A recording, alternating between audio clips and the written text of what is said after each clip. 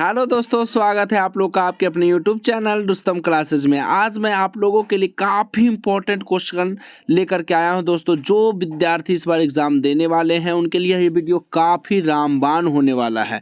तो चलिए दोस्तों, इस वीडियो को हम लोग स्टार्ट करते हैं। आज मैं आप लोगों के लिए सिविक्स का क्वेश्चन लेकर के आया हूँ। तो जो विद्यार्थी इस बार एग्ज़ाम देने वाले हैं उनके लिए ये वीडियो तो काफ़ी खास होने वाला है। अगर आप इस क्वेश्चन को अगर पढ़ करके जाएंगे ना, तो आपको मैं उम्मीद दिलाता हूँ, गारंटी देता हूँ, हर एक क्वेश्चन आपसे टच होंगे सिविक्स का। और इसके बाद मैं ज्योग्राफी, इकोनॉमिक्स और हिस्ट्री का भी क्वेश्चन प्रोवाइड कराऊंगा। तो चलिए दोस्तों, इस वीडियो को हम लोग स्टार्ट करते हैं। हम लोग का फर्स्ट क्वेश्चन क्या है?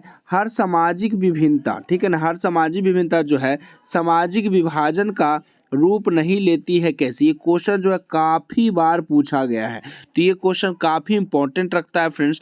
अब देखिए हमारा सेकंड क्वेश्चन क्या है, ठीक है ना। सामाजिक विभाजन जो है आपका, सामाजिक विभाजन कब और कैसे सामाजिक विभाजनों का रूप लेती है? तो ये क्वेश्चन भी काफ़ी इंपॉर्टेंट है। अगर आप इसको कवर करके जाते हो तो लगता है इस साल आपको, इस बार जो है ना, ये क्वेश्चन आपको देखने को मिलेंगे।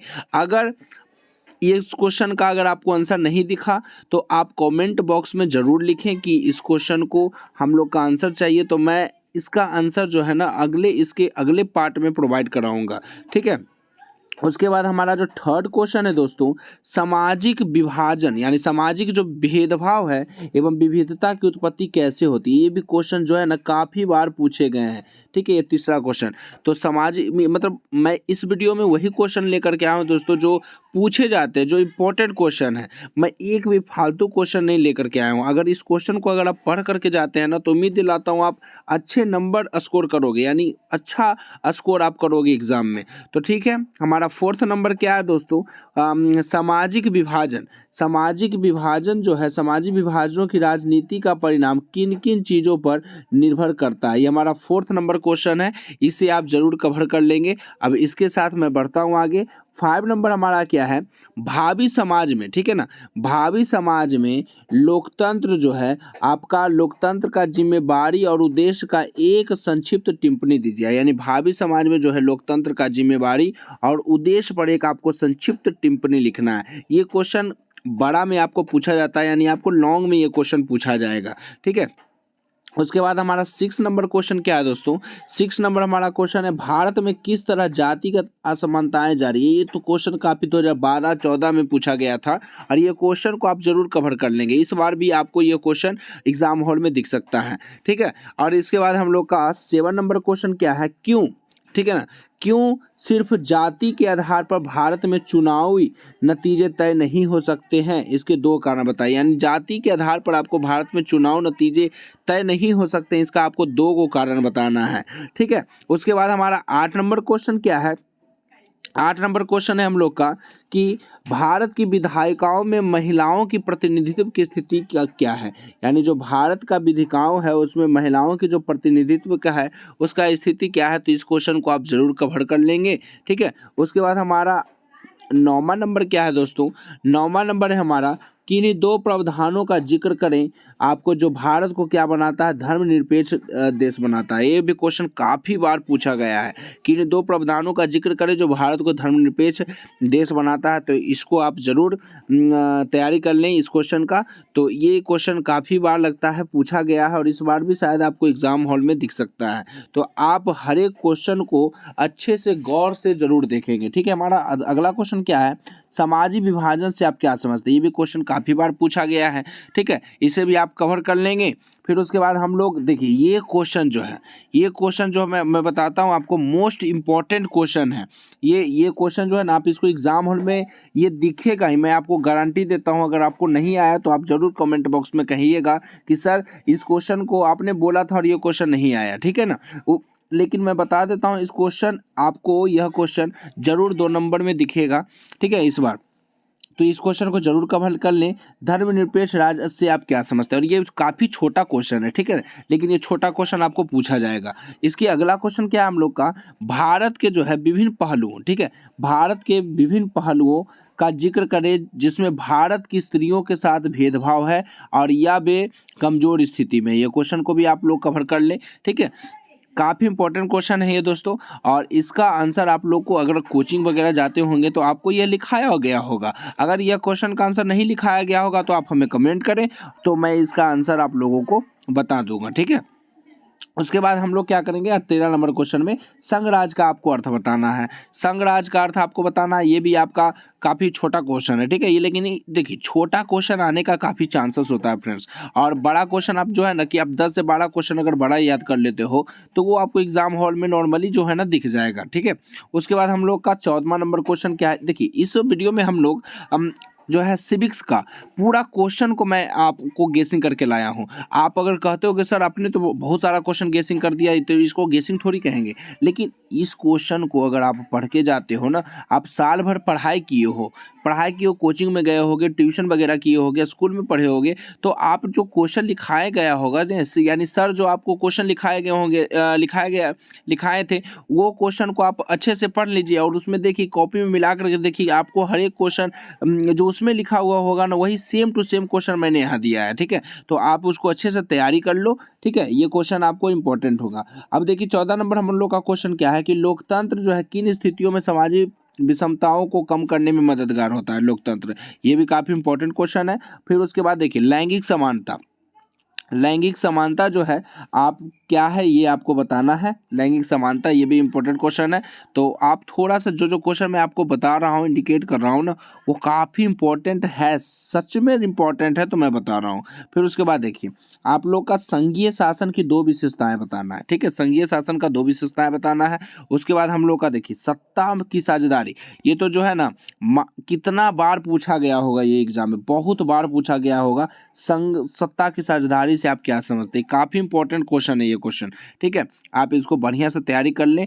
मैं उम्मीद दिलाता हूं कि आपको एग्जाम अगर इतना आप तैयारी करके जाते हो तो सिविक्स में तो पक्का आप मार के आओगे, यानी जितना पूछे जाएगा आप जरूर मार के आओगे उतना, ठीक है। उतना आपका अगर इसका तैयारी बढ़िया अगर आप करोगे तो जितना मैं क्वेश्चन आपको बता रहा हूँ उसको अगर आप पढ़ के जाते हो तब, ठीक है। उसके बाद हम लोग का जो है अगला क्वेश्चन क्या है कि राजनीतिक दल को प्रभावशाली बनाने की 3 उपायों को संक्षेप में लिखना है, ठीक है, राजनीतिक दलों को। फिर उसके बाद हमारा अगला क्वेश्चन क्या है, सत्ता की साझेदारी से आप क्या समझते हैं। सत्ता की साझेदारी लोकतंत्र में क्या महत्व रखती है, ये आपको बताना है कि हमारा जो है लोकतंत्र में, डेमोक्रेसी में क्या ये सत्ता की साझेदारी महत्व रखती है, ये आप लोग को बताना। फिर उसके बाद देखिए लोकतंत्र के दोषों को बताना, यानी लोकतंत्र जो है लोकतंत्र का दोषों का आपको वर्णन करना। ये तो अपने आप खुद लिख सकते हो ये समन का, ठीक है ना। ये समन जो है हिस्ट्री सिविक्स जो है ना ये सब चीज़ समझने का है। अगर आप इसका बढ़िया से समझ जाते हो लोकतंत्र वगैरह में तो वो आप खुद से अपना भाषा में क्रिएट करके लिख सकते हो, ठीक है। उसके बाद हम लोग का अगला क्वेश्चन क्या है, वार्ड पार्षद के क्या क्या काम है, ठीक है। आपके गांव में वगैरह में जो वार्ड पार्षद होते हैं उनका काम क्या क्या है ये आप लोग को बताना है, ठीक है। उसके बाद हम लोग का अगला क्वेश्चन क्या है 22 नंबर, सत्ता की साझेदारी के अलग अलग तरीके क्या हैं, ठीक है। सत्ता की साझेदारी के अलग अलग तरीके क्या है, इसको आप जरूर कवर कर ले, इस बार एग्जाम में ये आपको आ सकता है, ठीक है। उसके बाद आपको देखिए राजनैतिक दल जो है किस तरह से सत्ता में साझेदारी करते हैं, ठीक है। राजनैतिक दल जो है किस तरह से सत्ता में साझेदारी करते हैं ये आप लोग को बताना है। फिर उसके बाद हम लोग का 24 नंबर क्वेश्चन क्या होगा, गठबंधन, ठीक है। गठबंधन की सरकारों में सत्ता में साझेदारी कौन होते हैं, ये गठबंधन की सरकारों में सत्ता में साझेदारी कौन होते हैं ये आप लोग को बताना है, ठीक है। उसके बाद हम लोग आगे बढ़ेंगे। फिर उसके बाद हमारा 25 नंबर क्वेश्चन क्या है, देखिए 25 नंबर क्वेश्चन क्या है, दबाव समूह किस तरह से सरकार को प्रभावित कर सत्ता में साझेदारी बनते हैं ये आपको बताना है। फिर हमारा 26 नंबर देखिए ये काफ़ी इंपॉर्टेंट क्वेश्चन है कि ग्राम पंचायतों के प्रमुख अंगों का आपको वर्णन करना है, ये काफ़ी बार पूछा भी गया है, ठीक है। उसके बाद हम लोग का देखिए इंपॉर्टेंट क्वेश्चन अब आया, हम लोग का सबसे इंपॉर्टेंट क्वेश्चन छात्र आंदोलन, ये बड़ा में पूछा जाता है ऐसा क्वेश्चन, ठीक है। बिहार में हुए छात्र आंदोलन के प्रमुख कारण क्या थे ये आप लोग को बताना है, ठीक है। उसके बाद देखिए ये जो है ये क्वेश्चन तो है ना हर चैप्टर में आपका अभी भी आई है, ये ज्योग्राफी हो चाहे आपका सिविक्स हो चाहे आपका फिजिक्स ही क्यों ना हो, ये क्वेश्चन चिपको आंदोलन जो है ना हर चीज़ में आपका पूछा जाता है। तो आप इसको बहुत अच्छे से कवर कर लेंगे। आप इसको कवर करने के साथ साथ इसको ये देखिए ये समझने वाला क्वेश्चन है, आप तो जानते होंगे ना इसका कहानी, जो औरतें वगैरह जो है क्या बोलते हैं उसको पेड़ में चिपक कर करके चिपको आंदोलन की शुरुआत किया, तो मतलब उसका नॉर्मल ये कहानी है, ठीक है। उसके बाद हम लोग का देखिए अगला क्वेश्चन क्या है, 29 नंबर, आतंकवाद, ठीक है, आतंकवाद और तथा अलगाववाद लोकतंत्र की चुनौती है कैसे, ये बताना है आप लोगों को, ठीक है। आतंकवाद जो है, अलगाववाद लोकतंत्र की चुनौती है कैसे, ये बताना है आपको। और देखिए अगला क्वेश्चन हम लोग का क्या है कि लोकतंत्र के लिए यानी लोकतंत्र के लिए परीक्षा की घड़ी कब आती है, ठीक है। ये क्वेश्चन आप इसको कवर कर लेंगे। हम लोग का 31वां नंबर क्वेश्चन क्या होगा कि न्यायपालिका की भूमिका लोकतंत्र की चुनौती है कैसे, न्यायपालिका जो होता है उनका भूमिका लोकतंत्र की चुनौती कैसे, इसको आप कवर कर लेंगे। फिर उसके बाद देखिए 32 नंबर हम लोग का क्वेश्चन क्या है, सूचना के अधिकार आंदोलन की मुख्य मांगे क्या थी, ठीक है, ये आपको कंप्लीट करना है। फिर उसके बाद हम लोग 33 नंबर में बढ़ेंगे दोस्त। 33 नंबर हमारा है राजनीतिक दल की परिभाषा दें, ये हमारा कौन सा नंबर है, 33 नंबर है, ठीक है। उसके बाद हमारा देखिए इंपॉर्टेंट क्वेश्चन है यहाँ पर, दल बदल कानून क्या है, ये काफी बार पूछा गया है, दल बदल कानून क्या है, इसको आप कवर कर लेंगे, ठीक है, दल बदल कानून। फिर उसके बाद देखिए बंधुआ मजदूर, ये क्वेश्चन जितना मैं आपको बता रहा हूँ सब कवर करके चलेंगे, ठीक है ना, कवर कर लीजिए। उसके बाद एग्जाम में आपको कभी भी दिक्कत नहीं होगा कि आपको कहिएगा कि सिविक्स में आप जो सर को गेसिंग क्वेश्चन किए हैं एकदम हू बहू क्वेश्चन सब आया था, ठीक है। उसके बाद देखिए राजनीतिक दल को लोकतंत्र का प्राण क्यों कहा जाता है, ये भी काफी इंपॉर्टेंट क्वेश्चन है, लोकतंत्र का प्राण क्यों कहा जाता है आपको राजनीतिक दल को। फिर है उसके बाद राजनीतिक दल के प्रमुख कार्यों का उल्लेख करें, ये आपको बताना है, ठीक है। उसके बाद हमारा 38 नंबर क्वेश्चन क्या होगा, ठीक है। उसके बाद हमारा 38 नंबर क्वेश्चन क्या है कि लोकतंत्र जो है किस तरह उत्तरदायी एवं वैध सरकार का क्या करता है, गठन करता है, ये आपका लोकतंत्र, ये आपको क्वेश्चन देखना है। फिर उसके बाद 39 नंबर हम लोग का क्या होगा, ठीक है, 39 नंबर है हमारा लोकतंत्र किस तरह प्रकार लोगों के प्रति उत्तरदायी है, अपना विचार आपको प्रकट करना है, ठीक है, ये करना हमारा 39 नंबर क्वेश्चन है। फिर उसके बाद देखिए 40 नंबर जो है बहुत इंपॉर्टेंट है, खतरनाक क्वेश्चन इसको आप बोल सकते हैं, यानी आतंकवाद लोकतंत्र की चुनौती है कैसे, काफी बार पूछा गया है ये क्वेश्चन, तो आप इसको बढ़िया से गौर से देखेंगे।